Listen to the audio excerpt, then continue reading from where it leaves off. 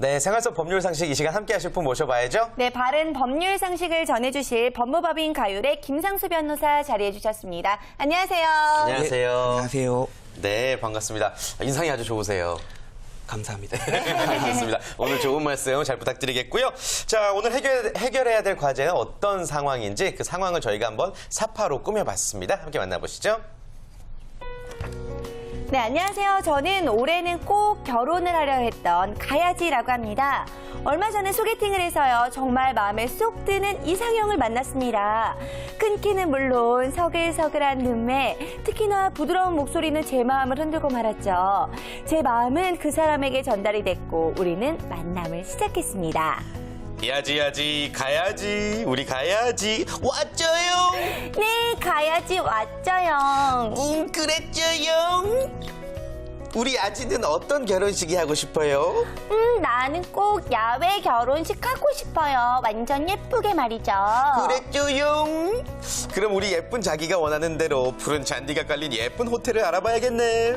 진짜요? 우리 자기가 정말 최고예요.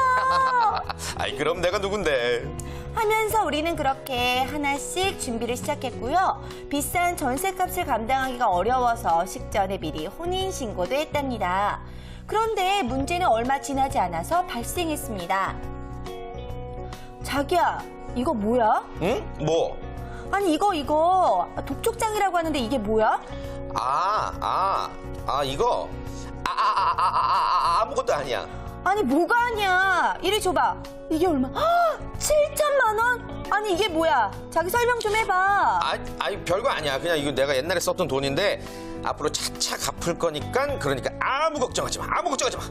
하면서 호언장담을 했지만 그 후 제가 비밀리에 조사를 해보니 이 남자 신용불량자일 뿐만이 아니라 다니고 있던 직장에서도 해고를 당했더라고요.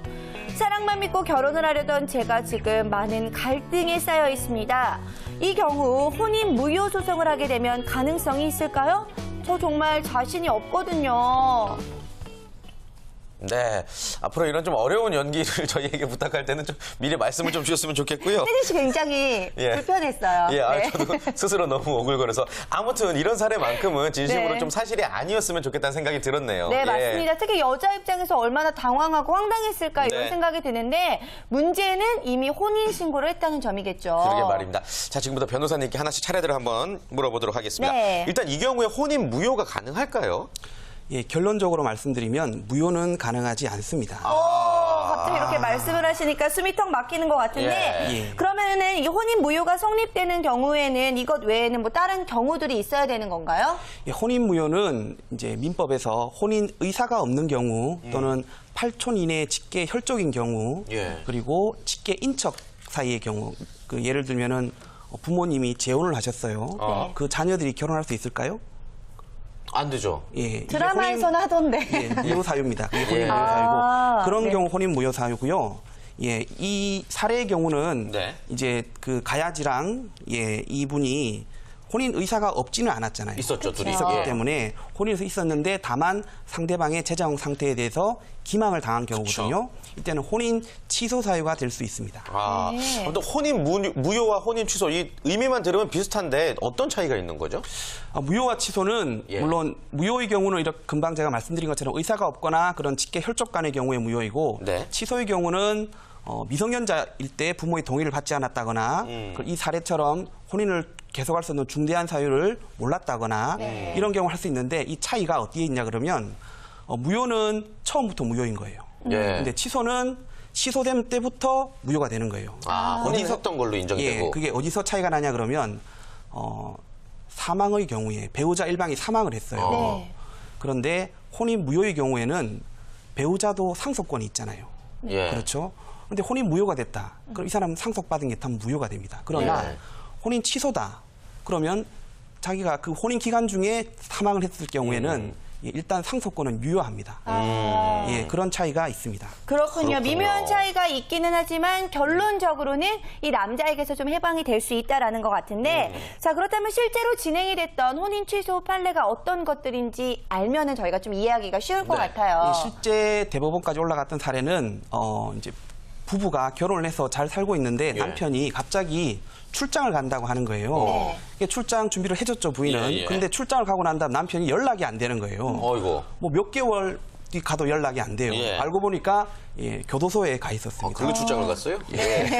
예, 그러니까 그런 제3자에게 사기를 쳐서 구속을 당했던 거죠. 아하. 예, 그런 경우 그런 상대방의 기망을 당한 날로부터 3개월 내에 혼인 취소 청구를 할 수 있습니다. 그렇군요. 이 취소라는 게 이혼하고 또 별개의 것인가요? 효과는 동일한데요. 네. 예, 혼인 취소는 좀 더 이혼의 경우에는 그 이혼 사유가 좀 예. 입증하기 힘든데 혼인 취소는 이처럼 이런 기망을 당한 경우라든지 이런 경우에 인정이 되고 훨씬 더 그 청구하는 상대방이 훨씬 유리하게 진행될 수 있습니다. 아, 그렇군요. 아무튼 뭐 오늘 상담 의뢰자의 경우 이 가야지 같은 경우는 좀 재빨리 서두르셔야 될 것 같다는 생각이 네. 듭니다. 실제로 존재하는 분인지 모르겠지만요. 아무튼 사실 혼인이라는 것이 법적으로 가진 의미가 굉장히 분명히 있잖아요. 법에서 보는 혼인 좀 중요하지 않습니까? 예, 혼인은 뭐 법적으로는 일종의 혼인도 계약입니다. 계약이고 남자와 여자가 평생 부부로서 생활 공동체를 형성하기로 하는 신족법상의 합의입니다. 그렇죠. 혼인이 성립하면 동거 의무, 부양 의무, 그리고 협조 의무가 발생을 합니다. 아, 그렇군요. 자, 그래도 지금이라도 이분이 알아서 다행이다라는 생각이 드는데, 자, 만약에요, 이분이 빚이 있다는 것을 알고 또 해고까지 당하고 신용불량자라는 것까지 알았는데, 이 모든 것을 숨겼을 경우에, 숨기고 결혼식까지 갔을 경우에는 혼인 취소뿐만이 아니라 이거 사기죄까지 성립이 그러게요. 될 수 있는 거 아닐까요? 예, 제가 봐도 이거 완전 사기꾼입니다. 네, 그렇죠. 사기꾼이죠. 남자. 예, 사기인데, 예, 물론 그 여성의 입장에서는 이거 한번 결혼을 해버렸고, 예. 이로 인한 피해는 정말로, 정말 회복할 수 없는데, 그러나 법적으로 인정되는 피해가 아니기 때문에, 사기죄는 성립하지 않고요.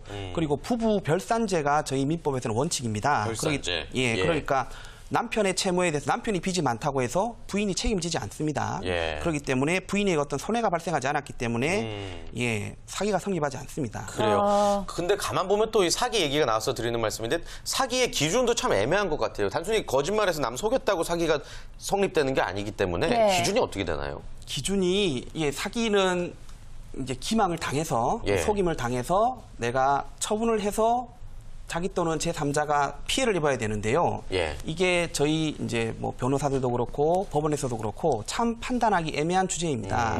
한때 이제 많은 분쟁이 되었었던 게 백화점 변칙 세일이었습니다. 예, 백화점에서 정상가 원래 10만 원짜리인데 정상가 100만 원, 예. 할인 10만 원 이런 식으로 물건을 팔았단 말이에요. 네. 싸게 파는 것처럼. 예. 예. 그 사람들이 그래서 샀겠죠. 예. 이 경우 백화점이 사기죄가 성립할 거냐? 애매하죠. 애매합니다. 얼마 전에 실제 그런 일이 있었잖아요. 예, 네. 옛날에 많았고 이제 기존의 법리에서는 인정이 안 됐는데 예. 대법원에서는 인정을 해줬습니다. 사기죄로. 그래서 그런 백화점에 그런 관행이 싹 없어진 걸로 알고 있습니다. 예. 네, 그렇군요. 굉장히 좀 어려운 부분들도 많이 있는 것 같은데, 근데 얘기를 듣다 보니까 그렇다면은 결혼을 할 때 배우자에게 어디까지 오픈을 해야 되는 건지, 이거 법적으로 좀 기준이 있을까요? 법적으로는 기준이 없고요. 네. 네. 제 개인적 경험을 봐도 기준이 없고요.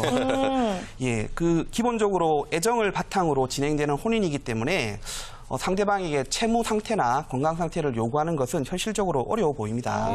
그리고 어떤 개인의 채무가 얼마 있는지에 대해서는 그 개인만 알고 있지 어떤 국가나 다른 단체들이 그 정보를 가지고 있지 않습니다. 그러니까 실제적으로 이걸 안다는 것도 제도적으로 힘든 일로 보입니다. 그렇군요. 네. 저 한 가지만 개인적으로 궁금한 거 여쭤봐도 될까요? 예. 제 아는 선배 이야기인데 혼수를 이제 5천만 원짜리 해왔는데 그거를 그 카드값 할부로 했대요. 근데 남편 몰래. 그러니까 결국엔 그 혼수가 남편이 갚아 나가야 되는 셈이 된 거거든요. 외벌이니까. 네. 근데 둘이 되게 사랑해요. 예. 이거는 사기는 아닌 거죠. 예. 그러니까 넘어갈까요? 예, 아니 예. 자발적으로 갚으시는 거잖아요. 남편이 그렇죠. 그렇죠. 예. 예, 예. 그렇게 되는 예, 경우에는 뭐 예. 그게 아, 그리고 알겠습니다. 저도 예. 개인적으로 궁금한 게 있는데, 네. 이게 만약에 혼인 취소가 성립이 됐을 경우에는요, 이제 이혼과 동일한 효과가 있다라고 말씀을 하셨는데, 이거 호적상의 문제는 어떻게 되는 거예요, 아. 그러면? 그거는 남게 되죠. 남긴 남는다. 혼인 예. 취소의 경우. 예, 예. 그렇군요. 그리고 갑자기- 호적이라는 네. 표현은 네. 이제 없어졌고요. 예. 그렇죠. 가족관계 등록부가 있습니다. 네, 예. 그 상에는 어쨌든 기록에 남게 된다. 예. 그러면은 저희가 처음에 여쭤봤던 혼인 무효 소송에 무효가 됐을 경우에는 예. 그러면은 이런 가족관계상의 증거가 남지 않는 그렇죠. 건가요? 그건 무효이니까. 네. 아하. 예. 아, 요것도. 뒷조사를 해도 안 남는 거죠? 법적으로 깨끗하니까. 어떤 뒷조사를 너무 예, 깊이 가는 관광객 것 등록부에는 같네요. 안 나옵니다. 그래, 알겠습니다. 네. 자, 뭐 다양한 이야기 나눠봤는데요. 일단 아무튼 요즘에 이런 사례들이 굉장히 많이 발생하기 때문에 저희가 오늘 주제를 다룬 거잖아요. 네. 이런 부분을 좀 어떻게 예방할 수 있는지 예방할 수 있는 방법에 대해서 한번 여쭤봐도 될까요? 네. 네. 이렇게 저 주위에도 그런 사기 결혼을 당한 사람도 있었고 참 예방할 수 있는 방법이 있으면 좋겠지만 네. 예, 법적으로는 현재 없고 근데 지금 혼인이라는 것은 이제 주민센터에 혼인 신고를 하게 되어 있습니다. 네. 구청이나 뭐 그 혼인 신고를 받을 때 네. 필수적 첨부 서류로 뭐 개인의 신용 상태라든지 아. 건강 상태를 첨부하는 서류를 이렇게 하지 않으면 혼인 신고를 못 받게 제도적으로 하면 예. 되겠지만 실제 그런 법을 만들다면 아마 많은 국민적 저항이 있을 것 같아서 힘들 그쵸. 것 같고요. 네. 예. 이제 보면 결혼 정년기를 이건 예. 네. 예, 그런 것 같습니다. 그렇습니다. 예, 아무래도 알겠습니다. 정말 제도적으로 조금 더 뒷받침이 된다면 좋겠지만 그렇지 못할 경우에는 서로 믿음을 바탕으로 해서 네. 서로를 속이지 않는 그런 사회가 좀 조성이 돼야 되지 않을까 그래요. 싶습니다. 변호사님 뭐 개인적으로 혼인과 관련된 당부사항 있으면 한 말씀만 짧게 부탁드릴게요. 네. 예, 결혼 정년기를 넘기게 되면 조건만 보고 결혼을 하는 경우가 많습니다. 이런 경우 상대방의 조건만 보기 때문에 조건에 속는 경우가 많더라고요. 그러니까 결혼은 애정과 신뢰를 바탕을 두고 진행되어야 합니다.